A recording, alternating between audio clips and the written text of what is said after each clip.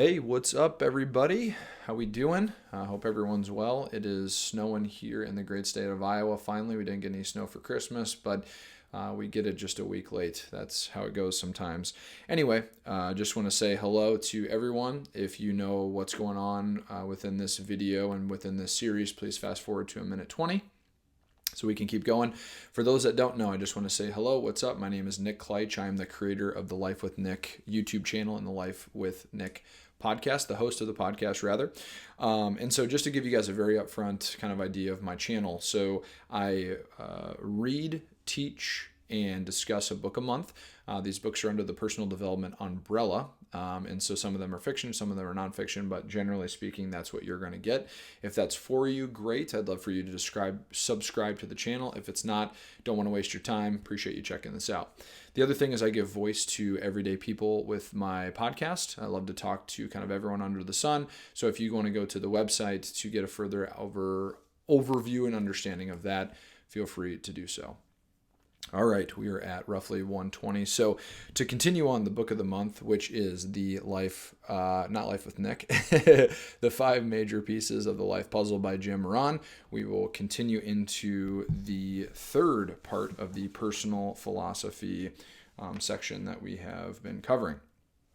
So just to kind of get right on in here. So we've covered in much detail what a personal philosophy is, how it is implemented, how to develop a strong personal philosophy, and we have lightly mentioned that the set of our sail and the rebuilding and maintenance of our sail greatly affects our long-term destination. Yet we haven't spent much time discussing why and why all of this matters. What a great question in life to ask, right? Why? And then why does this matter to us? And why is this information relevant? To answer this question is our first pillar in today's conversation, and that is the decision-making process. Every day we are filled with dozens of personal crossroads, choices, decisions, and selections. Each of those provides us with an opportunity to determine the quality of our future. It is important to remember that each and every one of these choices we make during these moments of decision charts the path to lead to some future destination, just as the sum total of our past decisions have led us to where we are today. So essentially, all present moment decisions have an effect on either us later in the day, later in the week, month, year, etc. The world is filled with people whose decisions are destined to destroy their chances for success.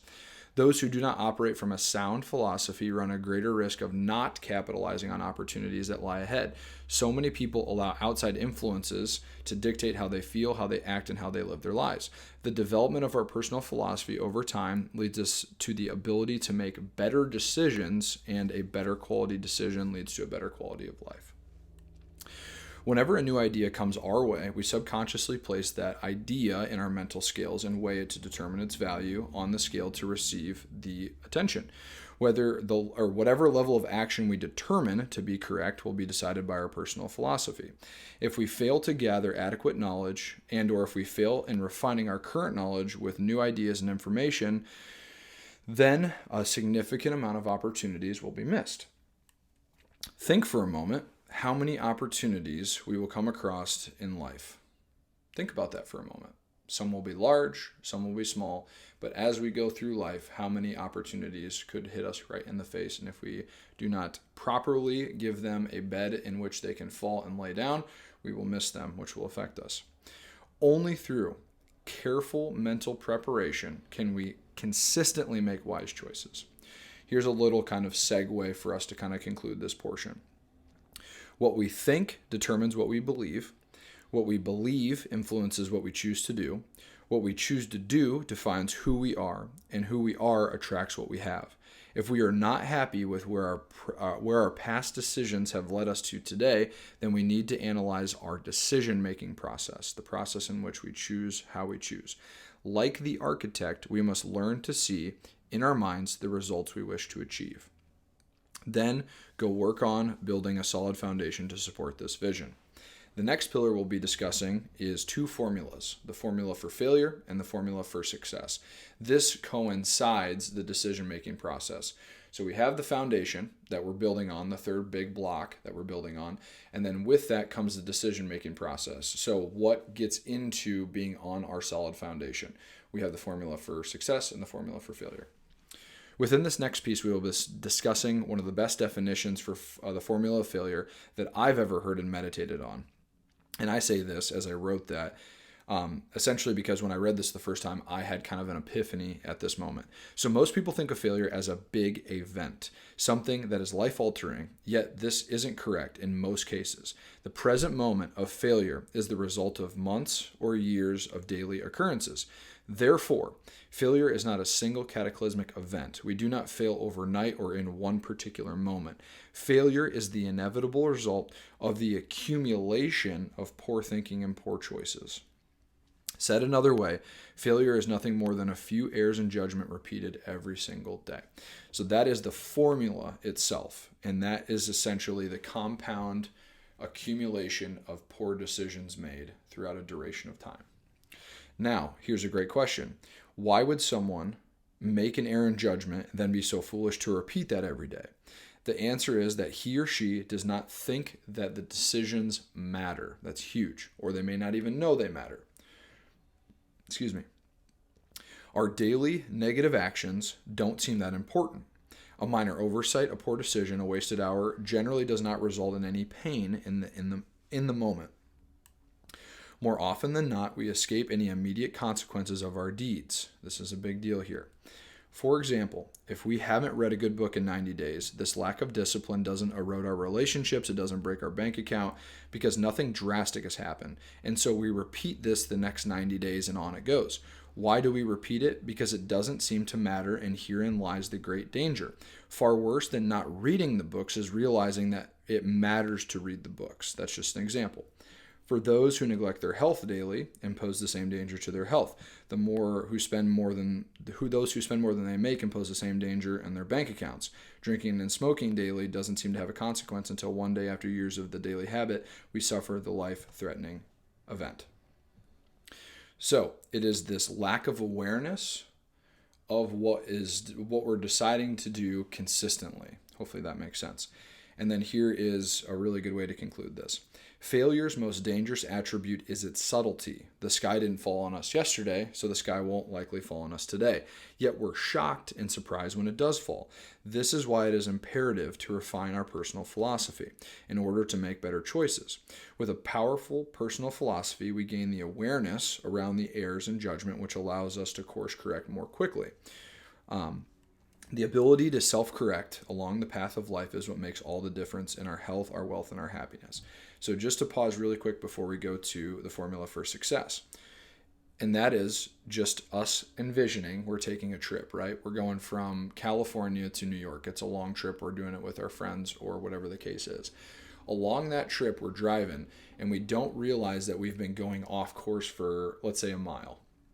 That's not necessarily going to kill us, right? Because it's only a mile. We can course correct and get back going. Now imagine if we went 2.5 hours in the wrong destination. Now we have to a major course correct, which involves a lot of work and a lot of wasted energy. That analogy can be taken into our lives, right? The more that we make these poor choices in the wrong direction, the more we have to course correct all the way over to the right path.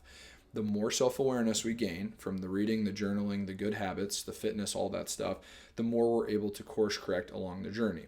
So if you were doing that trip, imagine if you only had 2 chances to course correct. That's not great, because if you make those mistakes, they could really kill you. However, if you have the ability to do 10 per se, you're going to naturally stay on that path much more consistently. That is what we're trying to develop as the ability for our lives. On to the next pillar, which is the formula for success. Much like failure, success can be viewed in a similar light. All success is a few simple disciplines practiced every day. There's one caveat, however. When discussing the formulas for both success and failure, we see similarities in our daily actions that compound over time. Only with success, however, do we see the major difference. And that difference is that success requires a vision, and with that vision comes goals. Goals are the formula for achieving our vision. Goals lay out the action steps we must take daily, weekly, monthly, and yearly to achieve our dreams and visions for the life we desire. So, much like the poor choices that we continue to do, we can have the vision of where we want to go, and with that require steps to get there. Those are the goals. Those goals fill in our daily actions. Part of the reason we fail is because we drift through life without any serious goals or visions. When humans don't have something that they are striving for, let me pause for a moment.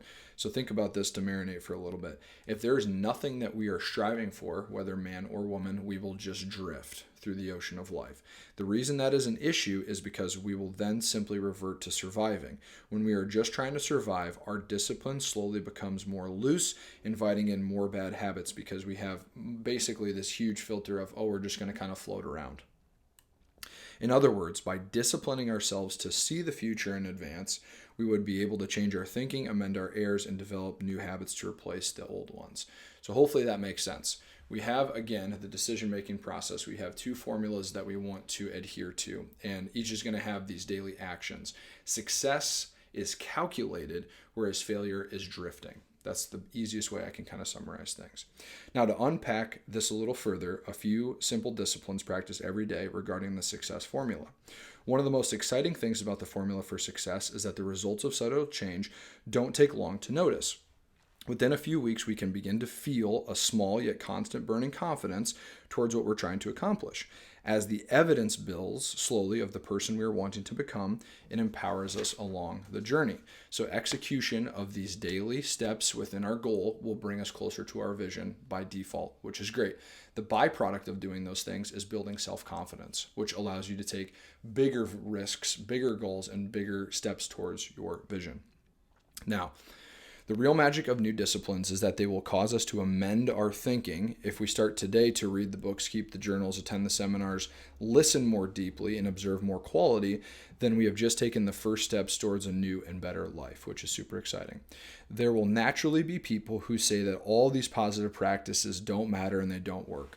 This is because they will have noticed that you are changing for the better, and this may remind them of the actions they are not taking or the dreams that they have given up on. That's a harsh reality of the world, but it is true. Our job is to allow those comments to quickly evaporate as we pursue our new life, because at the end of the day, it is our duty to pursue our own path. True leadership, in my opinion, is taking personal responsibility towards our own growth in the hopes that one day our actions will inspire those people to begin or continue on their journey. So essentially what I'm trying to put into this specific piece here is that we'll have objections and we'll have barriers that we'll need to overcome as we're course correcting, because some others may not course correct or know why it's important to course correct. Another exciting element of implementing a small few positive disciplines is that the disciplines tend to multiply. Rarely, if we make a change, does everything else simply exist how it was. One productive tweak in our discipline invites in more positive, subtle changes. Take, for example, a new discipline of going to the gym 3 times a week. The more we attend the gym and work out our bodies, the more we are inclined to eat better and think more clearly. This is because we have inputted a level of effort into making this positive change, and we won't be as quick to diminish the work that we have put in because of that kind of effort. Though this does not happen overnight, if we stay the course long enough, we'll eventually make a full commitment to a new and healthier lifestyle. So unfortunately, yes, we can see changes quickly, but we're looking for long-term change. We're looking for 6 months to a year change. That is what greatly changes the path towards success. In the same breath, the more we give ourselves a license towards keeping our old negative habits, the more we put off working towards the better version of ourselves, because all the disciplines affect each other. Everything affects everything else. Every liberty we give ourselves to continue with an error, it has an effect on all the other good habits, which in time has an effect on our future performance. The key is to look for the small positive disciplines we can find that will cause us to refine our thinking, amend our errors, and improve our results. We must never cease in life the pursuit of finding new and positive disciplines or habits that will amplify and affect everything else. This brings us to the next phase in the process, which is generating momentum. Okay? So again, decision-making process, formula for success, formula for failure. Within the formula of success, we begin to multiply our successes and invite in new habits. Through new habits, we multiply more positive habits, which can then lead to just a better, more powerful course correction, which is great. Now to bring in momentum. And this is a force. It's not tangible, but it's a force that we can feel. Once we've given our new disciplines and habits enough time for full-scale lifestyle change, we begin to sense an unbelievable sense of self-confidence. This self-confidence leads us to many new areas of life, yet the most impactful is the courage to build on more positive habits. Imagine for a moment if you were to give your new disciplines years or decades to compound and generate momentum. Imagine the level of course correction and gained ground one would experience if your newfound confidence and momentum had years to come together. When this happens, we see the end result of people that have essentially turned their whole lives around or built something incredible. So this, before we get into our last piece, is essentially the byproduct of these formulas. So if you acknowledge friends, family, celebrities, athletes, all this stuff, the end result is the winning of the race or the championship or any one of those things, right?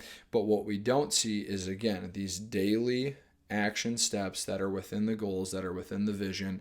And then with that, as we do them daily, we generate momentum and confidence to do them better, do them more quality. And then over time, that builds just this unbelievable wave for us to continue to pursue that journey, which then invites more practices in that allow us to more powerfully move forward. So it's a beautiful thing. It's just a matter of what formula are we deploying, really, at the end of the day. The final pillar we are going to discuss and to conclude today's video is to recognize the battle within our own minds. So this is my own piece here, but I want to bring this forward to you to think, to ponder, to meditate, to journal upon, because I have found it very, very important. So first, why are we so frequently inclined to do the things that are least important, but reluctant to do the essential things that success and happiness demand? Great question. What is the voice that says, we'll just let it slide for today? Or why bother with all this stuff? This is the voice of negativity, okay? Now, this is more me presenting this to you if you've never heard of something like this before. Within each and every one of us lies two voices, whether we knew it or not. One that prompts us into a better future and one that sabotages our efforts. This battle in our minds occurs every day, and it is our dialogue essentially, and we will fight this battle throughout the duration of our lives. Because of this, okay, so I'm acknowledging that there is two voices and or two voices within the language of what we're saying, what we think, what we feel, all that stuff. We must become aware that we do have a battle ongoing of the battle to success and the battle to failure. We must learn the proper fundamentals to fight this battle to win. The voice of negativity has an unfair advantage as it grows increasingly stronger over the years as a result of being around the wrong influences, thinking the wrong thoughts, developing the wrong philosophies, and making the wrong decisions. Part of the solution to quieting the voice of negativity is learning to listen to the still, soft voice of success. So I say it and I word it like that because success and the voice for success is so much quieter and unfortunately not as empowered as the voice of negativity. And that's the sabotaging element. The voices of both negativity and success are in a constant struggle to be heard. And unfortunately, the voice of negativity has a natural louder frequency because we're trying to keep ourselves comfortable. The good news is that our own free agency allows us to choose which voice to tune into.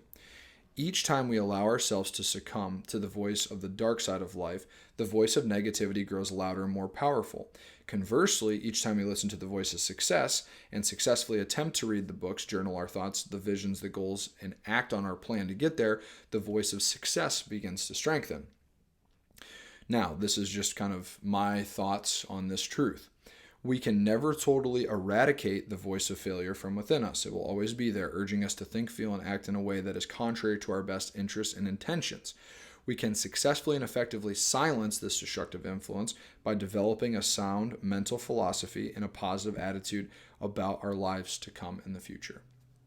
So, before we get truly everything wrapped up, be mindful of this and pause it and start to begin to think about all the things that you would have maybe done had you not been afraid, had you had the courage to act on some of that stuff. So anytime you're going to do something really big as an endeavor or a project or make any major life choice, there is this natural discomfort that occurs in our mind as a form of a language. And that language basically says, we don't need to do that. We need to stay where we are because we're uncomfortable.